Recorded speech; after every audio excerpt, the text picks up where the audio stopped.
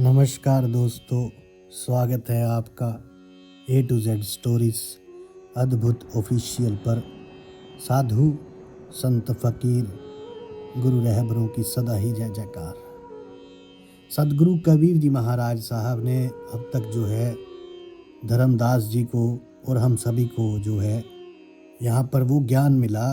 सार नाम शब्द के बारे में जाना, सार नाम के बारे में जाना।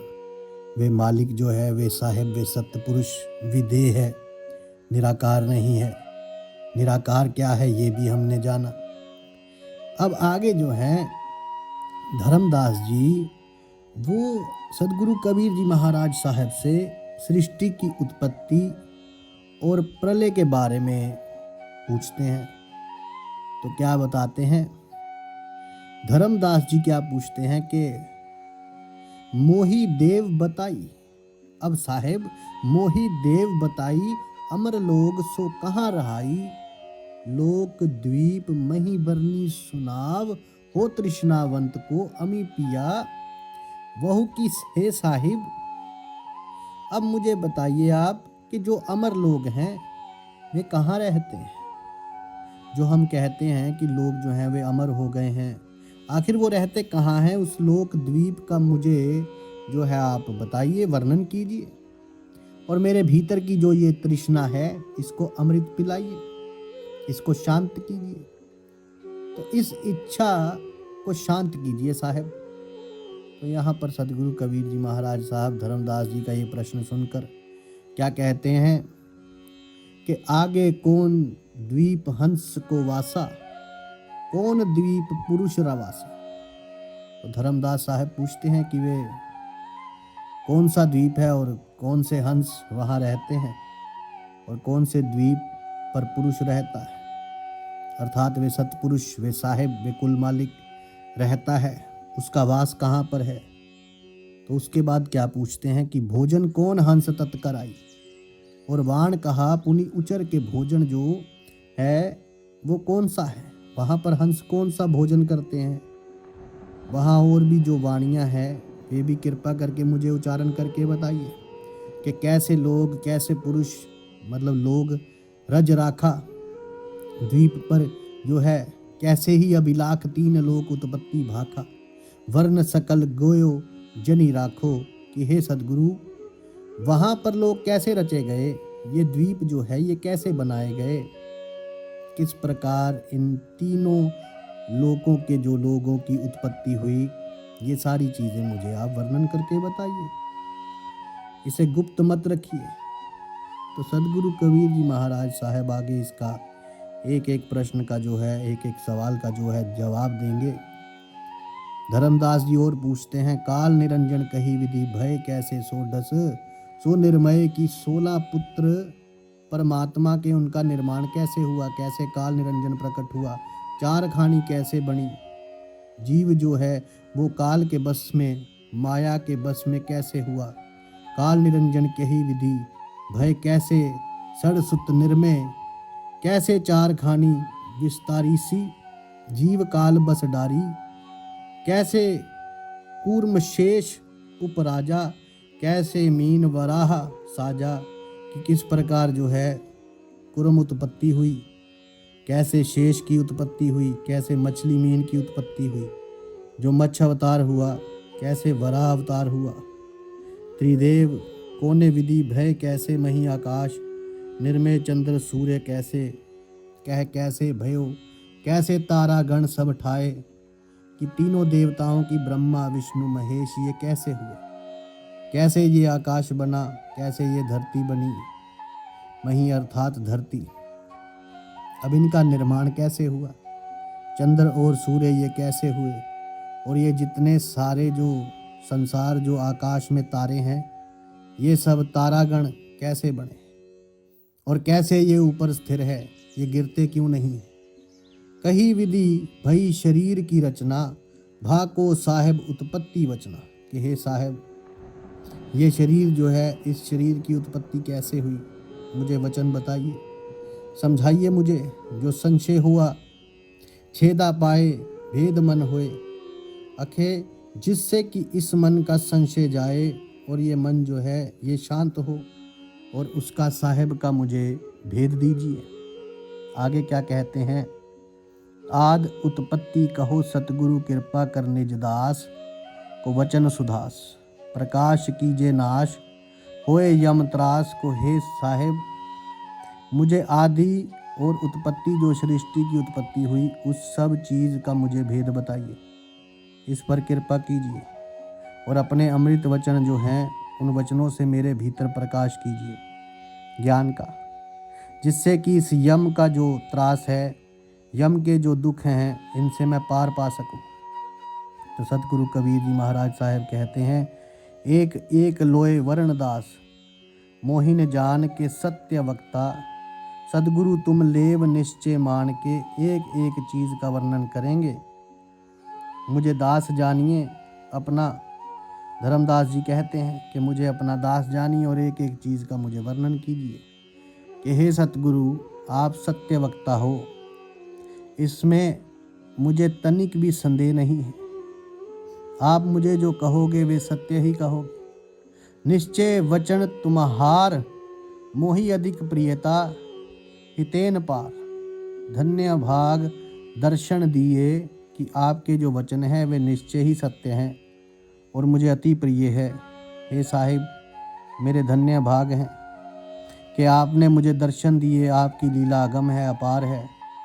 अब आगे सतगुरु कबीर जी महाराज साहब क्या कहते हैं, कबीर साहब कहते हैं, धर्मदास सुनो धर्मदास अधिकारी, पाया ताते में कई भेद सुनाया, अब तुम सुनो आदि की बानी, भागो उत्पत्ति प्रलय निशानी। कि हे धर्मदास मैंने तुम्हें अधिकारी पाया है, तुम अधिकारी थे इस ज्ञान के, इसलिए मैंने तुम्हें ये सारा भेद बताया। अब तुम आदि की जो बात सुनो।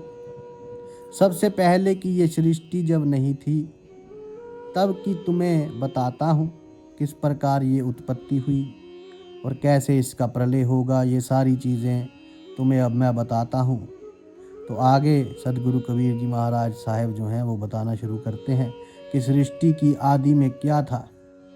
सृष्टि की आदि में बताते हैं, तब की बात सुनाऊं धर्म, जब नहीं मही पताल आकाश, जब नहीं कुर्म बरा और शेषा, जब नहीं नारद गौरी गणेशा।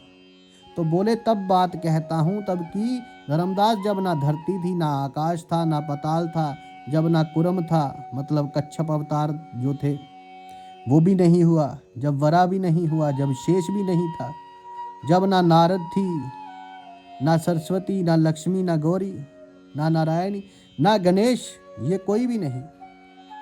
जब नहीं हित निरंजन राया, जिन जीवन कहवा जो जलाया।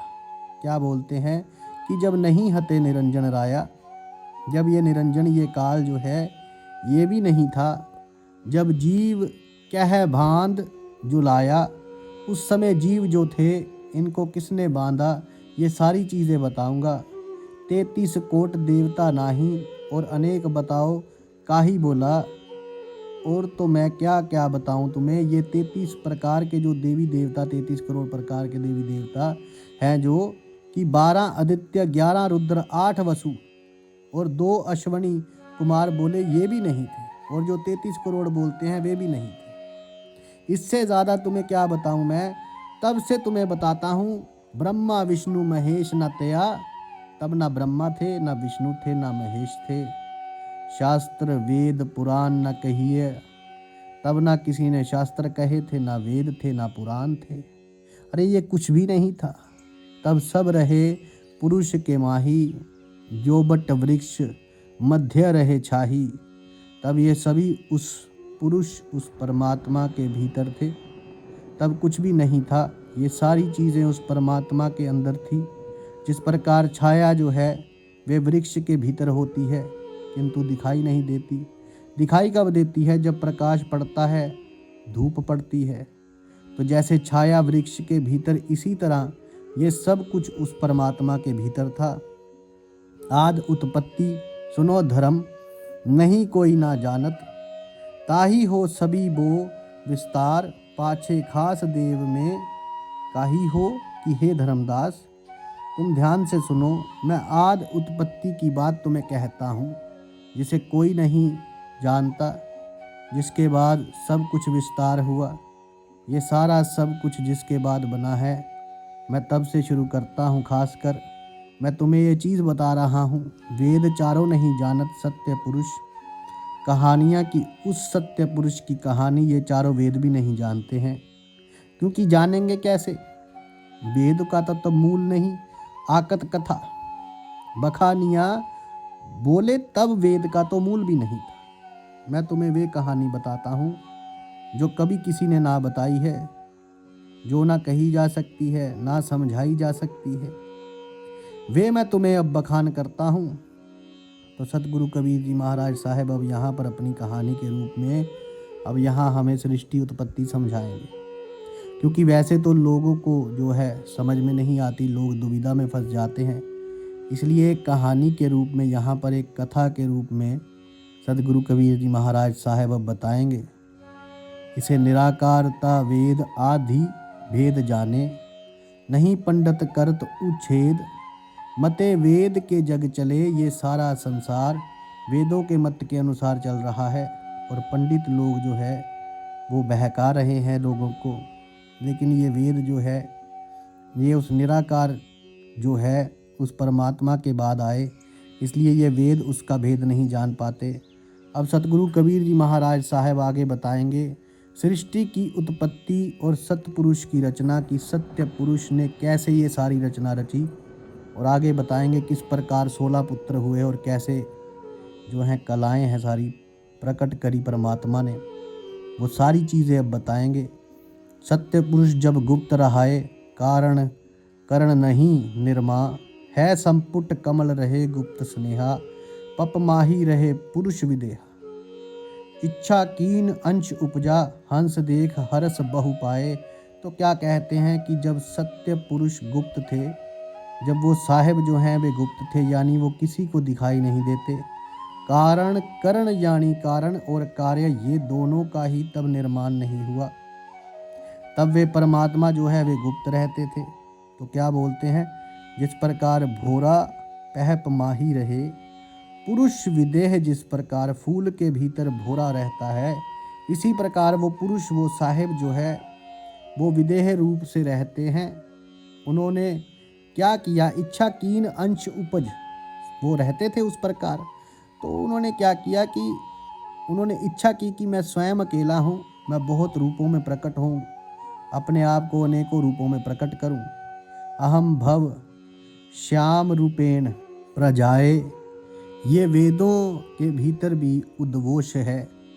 तो क्या कहते हैं कि सबसे पहले अपने आप को बहुत से रूपों में प्रकट करने की इच्छा व्यक्त की परमात्मा ने, और जब इच्छा की तो उन्होंने अपने अंश बनाए, अपने अंश उत्पन्न किए, और उन्हें देख के परमात्मा बहुत खुश हुए।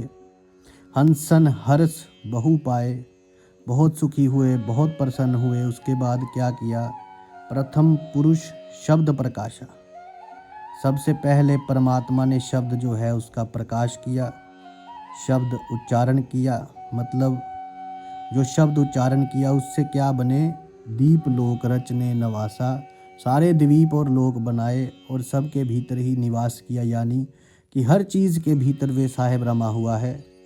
सब कुछ उस मालिक ने अपने शब्द से बनाया है, तो सब कुछ उसी में है। चार कर सिंहासन कीना, तापर पहु दीप कर चनहा। अब ये चार कर सिंहासन चीन क्या चीज़ है, ये चार खानी हो का जो पहले निर्माण के लिए तैयारी की गई और उन सब के भीतर परमात्मा व्यापत हुआ। उसके बाद क्या कहते हैं, पुरुष कलाधर बैठे यहिया परगट अगर वासना त्या सहस आठ दीप, रची राखा पुरुष इच्छा ते सब अभिलाख, सब द्वीप रहे अगर समाई, अगर वासना बहुत सुहाई। अब यहाँ पर सदगुरु कबीर जी महाराज ने यहाँ पर क्या कहा, ध्यान से सुनिए।